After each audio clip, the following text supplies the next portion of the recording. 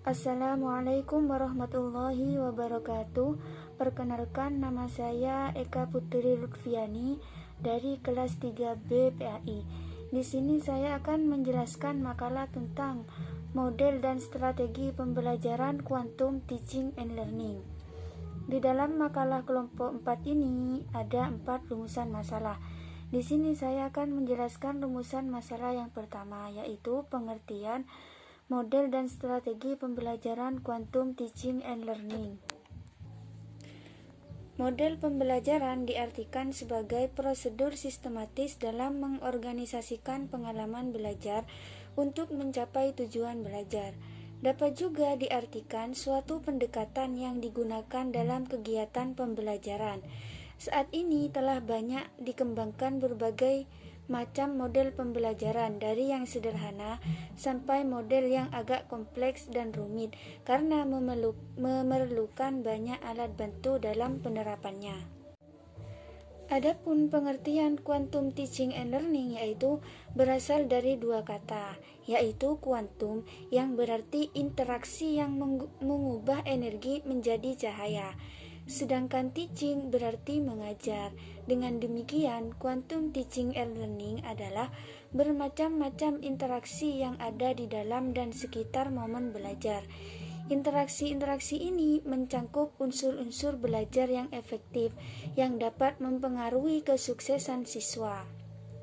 Model pembelajaran Quantum Teaching and Learning ini merupakan pengubahan belajar yang meraih dengan segala nuansanya yang menyertakan segala kaitan. Pembelajaran kuantum dapat membuat belajar sebagai proses yang menyenangkan dan bermanfaat. Dalam melaksanakan pembelajaran kuantum, guru harus mampu menjadikan proses belajar sebagai kegiatan yang menarik dan menyenangkan bagi siswa, yaitu dengan mengoptimalkan segala interaksi antara guru dan siswa selama proses pembelajaran demi mencapai tujuan belajar yang diharapkan. Yang selanjutnya yaitu asas utama Quantum Teaching bersandar pada konsep bawalah dunia mereka ke dunia kita dan antarkan dunia kita ke dunia mereka. Yaitu maksudnya setiap interaksi dengan siswa, setiap rancangan kurikulum, setiap metode instruksional dibangun atas konsep ini. Guru memiliki andil yang sangat besar terhadap keberhasilan pembelajaran di sekolah. Guru sangat berperan dalam membantu perkembangan peserta didik untuk mewujudkan tujuan hidupnya secara optimal. Sekian presentasi dari saya, selanjutnya akan dilanjutkan oleh teman saya.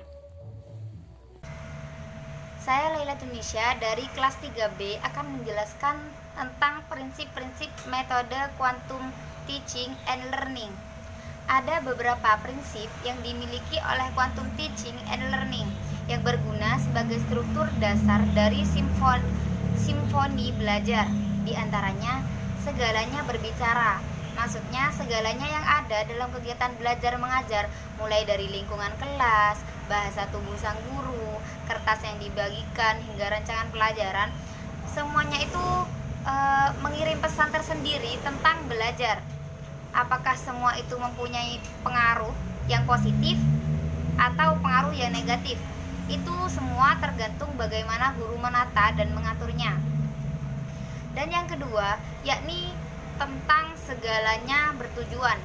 Maksudnya ialah apa yang dibicarakan, dilihat, diperagakan, dan segala aktivitas guru mempunyai tujuan tersendiri, yang semua diperuntukkan untuk siswa dalam rangka mencapai cita-cita yang diinginkan oleh siswa tersebut. Yang ketiga, pengalaman sebelum pemberian nama. Maksudnya ialah otak manusia berkembang pesat dengan adanya rangsangan yang menggerakkan rasa ingin tahu. Proses belajar paling baik terjadi ketika siswa telah mengalami informasi sebelum mereka memperoleh nama untuk apa yang mereka pelajari. Dengan rasa ingin tahu ini, siswa akan mencari tahu terus dan sampai mereka tahu apa yang mereka ingin tahu, apa yang mereka ingin cari Dan rasa ingin tahu tadi akan memacu siswa ataupun siswi untuk terus maju dan berkembang. Poin keempat, yakni akui setiap usaha.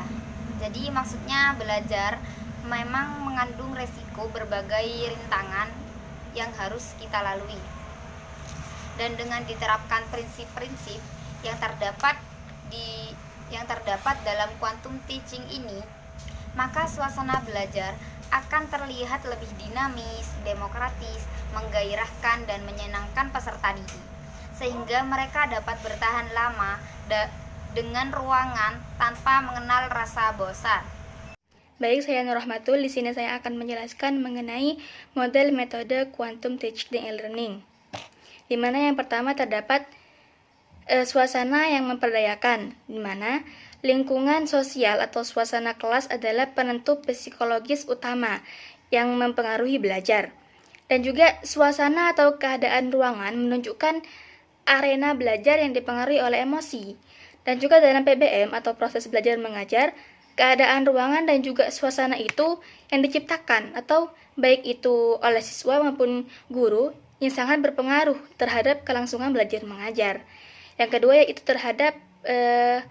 kedua yaitu landasan yang kukuh, yaitu yang berperan sebagai bagian penting dari komunitas belajar dan yang menuntun perilaku dan yang membina akhlak dan mengajarkan nilai-nilai yang melekat seumur hidup pada diri setiap siswa, dan juga bisa mempersiapkan siswa dalam menghadapi dunia yang penuh dengan perubahan. Yang ketiga yaitu lingkungan yang mendukung, di mana yang bisa yang mempengaruhi terhadap kegiatan belajar mengajar dalam lingkungan sekeliling atau dalam kelas. Dan ketika benda-benda yang ada di kelas itu tidak menarik pandangan siswa, maka kondisi belajar siswa pun kurang semangat, maupun sebaliknya. Di sini guru bisa dapat menggunakan beberapa alat dalam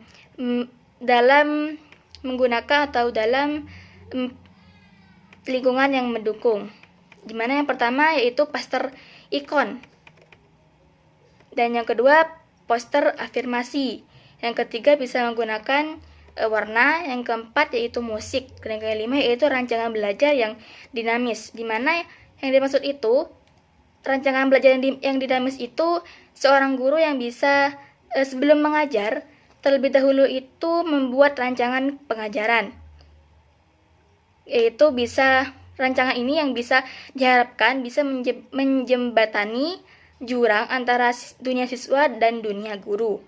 Di sini maka guru itu perlu memperhatikan hal-hal tersebut kalau menggunakan rancangan belajar yang dinamis. Yang pertama itu dari dunia mereka ke dunia kita, yaitu asas utama teaching and learning ini yang terletak pada kemampuan guru dalam menjembatani jurang antara dunia guru dengan dunia siswa, yang dengan membawa dunia siswa kepada dunia guru.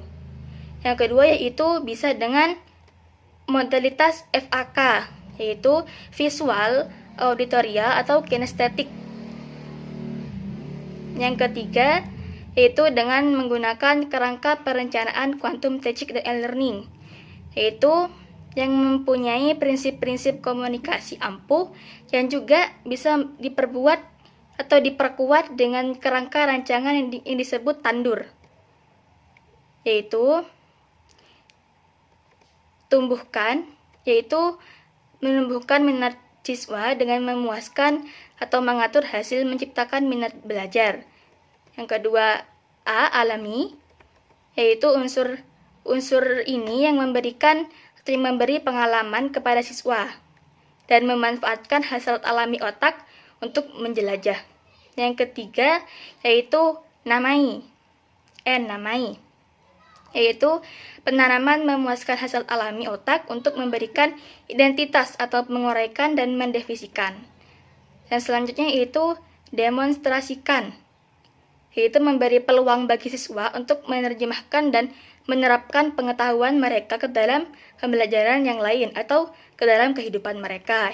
Yang selanjutnya yaitu ulangi, yaitu pengulangan memperarat koneksi, saraf, dan menumbuhkan rasa aku tahu bahwa aku tahu ini. Yang selanjutnya yaitu R, rayakan. Yaitu perayaan memberi rasa rampung dengan menghormati usaha, ketekunan, dan kesuksesan. Perkenalkan, nama saya Nur Aisyah dari kelas 3B. Di sini saya akan menjelaskan tentang langkah-langkah model pembelajaran quantum teaching. Langkah-langkah yang dapat diterapkan dalam pembelajaran melalui konsep quantum teaching yaitu yang pertama, kekuatan AMBA atau apa manfaat bagiku. AMBA adalah motivasi yang didapat dari pemilihan secara mental antara manfaat dan akibat-akibat suatu keputusan. Motivasi sangat diperlukan dalam belajar karena adanya motivasi maka keinginan untuk belajar akan selalu ada. Kedua yaitu penataan lingkungan belajar. Dalam proses belajar dan mengajar diperlukan penataan lingkungan yang dapat membuat siswa merasa aman dan nyaman. Dengan perasaan aman dan nyaman, ini akan menumbuhkan konsentrasi belajar siswa yang baik. Yang ketiga, memupuk sikap juara. Memupuk sikap juara perlu dilakukan untuk lebih memacu dalam belajar siswa. Seorang guru hendaknya jangan segan-segan untuk memberikan pujian atau hadiah pada siswa yang telah berhasil dalam belajarnya, tetapi jangan pula mencemooh siswa yang belum mampu menguasai materi.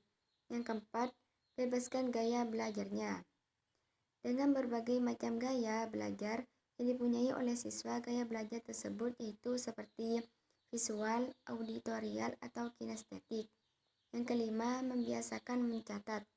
Belajar akan benar-benar dipahami sebagai aktivitas kreasi ketika siswa tidak hanya bisa menerima, melainkan bisa mengungkapkan kembali apa yang didapatkan menggunakan bahasa hidup dengan cara yang sesuai dengan gaya belajar siswa itu sendiri. Yang keenam yaitu membiasakan membaca. Salah satu aktivitas yang cukup penting adalah membaca, karena dengan adanya membaca akan menambah pembendaharaan kata, pemahaman, menambah wawasan, dan daya ingat akan bertambah. Yang ketujuh, jadikan anak lebih kreatif. Siswa yang kreatif adalah siswa yang ingin tahu, suka mencoba, dan senang bermain. Dan yang terakhir yaitu melatih kekuatan memori. Kekuatan memori sangat diperlukan dalam belajar anak, sehingga siswa perlu dilatih untuk mendapatkan kekuatan memori yang baik. Cukup sekian presentasi dari saya. Apabila dari awal sampai akhir ada kesalahan, mohon maaf yang sebesar-besarnya. Wassalamualaikum warahmatullahi wabarakatuh.